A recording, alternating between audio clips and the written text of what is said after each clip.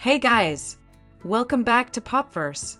Today, we're diving into the spine-chilling episode 10 of The Haunted Palace. If you've missed any of the previous episodes, make sure to check the links in the description. Let's jump right into it. The episode picks up exactly where we left off. Yory and Kangchul are in an emotional moment, sharing a tender kiss.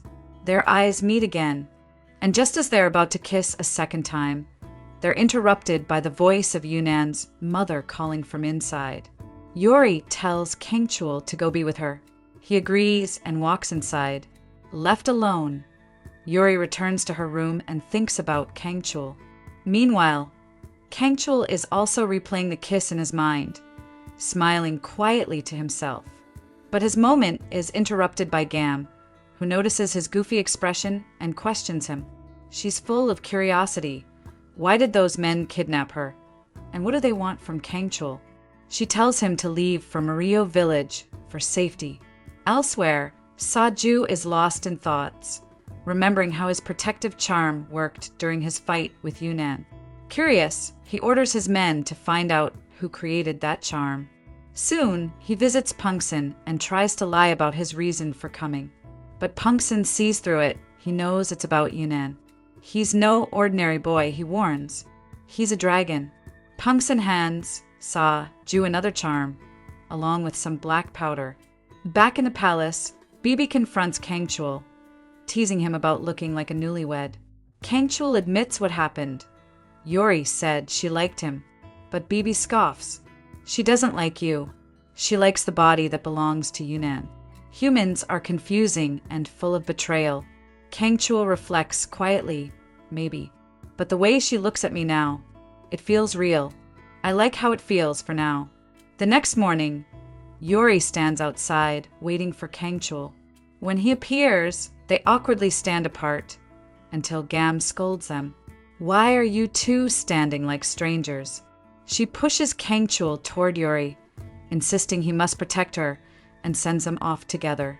As they walk, Yory asks about the people who attacked him. Kangchul lies, claiming he doesn't know who they were.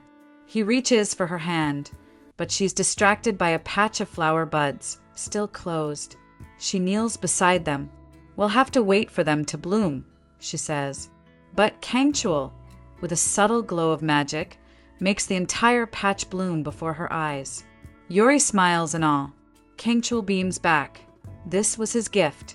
Later, at the palace, they are summoned by the king. On their way in, Kangchul tries to hold Yory's hand again, but she walks over to examine a pen. Yunan's pen. Lisan arrives and confirms it belonged to Yunan. Yory asks if he's trying to bring peace to his soul. He nods. Lisan then questions how she was attacked. Kangchul suspects it was a calculated plan to separate them. Yory shares how a man approached her, claiming Bonjin wanted to order new glasses. But Lisan reveals he verified it. Bonjin never summoned her. Kangchul suggests maybe he did. Tension rises as Lisan defends his grandfather, while Kangchul urges him to be cautious. Meanwhile, Bonjin summons a boy named Hwasung from a noble family and gives him a mysterious task. Yory speaks to the king about ghosts. No ghost is evil by birth, she explains. Something always turns them into one.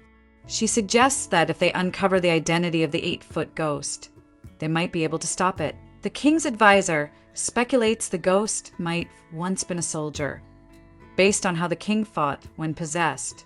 Yory vows to find out. The king agrees to support her in any way. Kangchul recalls what Mak Gasiop once told him. The 8-foot ghost won't leave until it gets the dragon stone.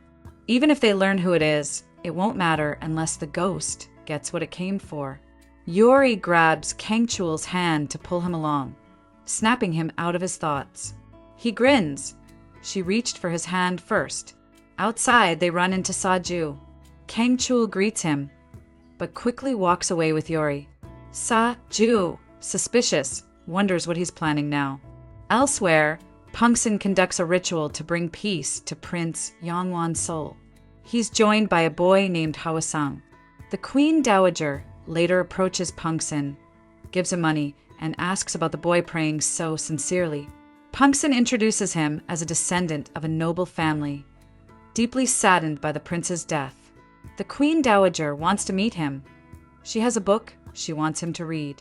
Back at Yory's room, Counselor is seen stealing an instrument that can reveal ghost identities.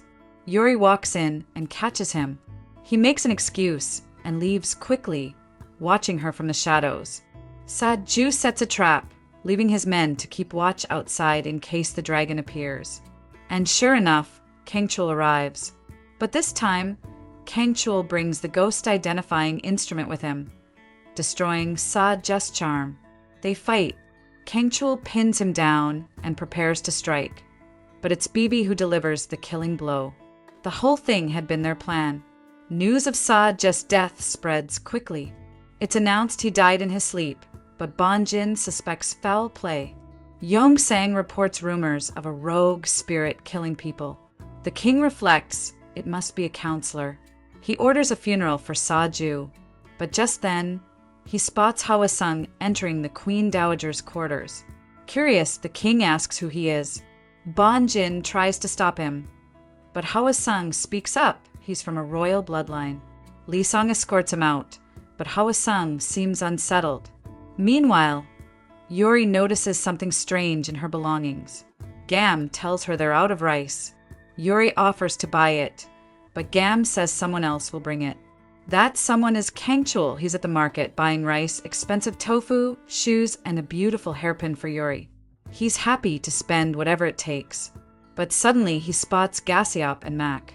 Gasiop sees him too and tries to approach, but Kangchul runs. Mac playfully demands candy.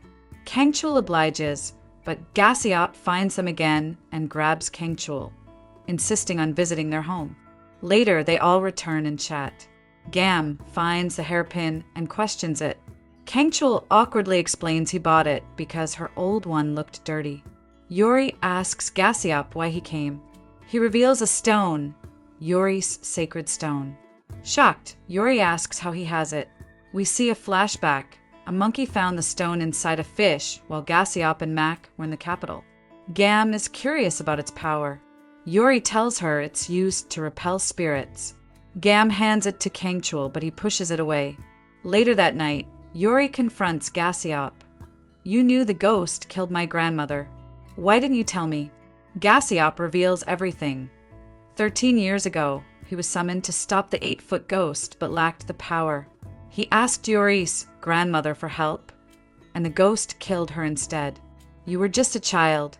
I couldn't risk losing you too, he says. Meanwhile, Bibi tells Kangchul he found the charmaker, a blind man named Pungsan. But he couldn't reach him. There was a strange fire blocking his path. Kangchul realizes it's the 8-foot ghost. That night, Kangchul can't sleep. Mac and Gasiop's loud snores keep him up. He steps outside and finds Yory looking at the shoes. She tries to hide them. Why are you here? He asks. I couldn't sleep, she lies. But he knows the truth, it's the snoring.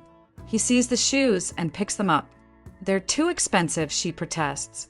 Return them. But Kangchul refuses. They suit you. Yory becomes emotional. For years I thought I was alone, but you were always there. Once I save Yunnan and my grandmother's souls, you'll have to leave this body, but it'll still care for you. My heart will still ache for you.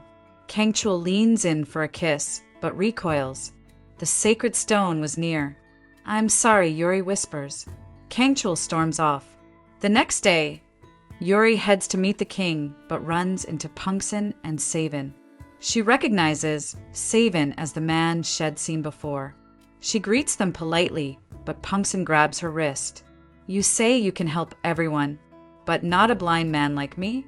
Yory apologizes and starts to leave, but she notices something strange on his clothes and on Savin's fingers.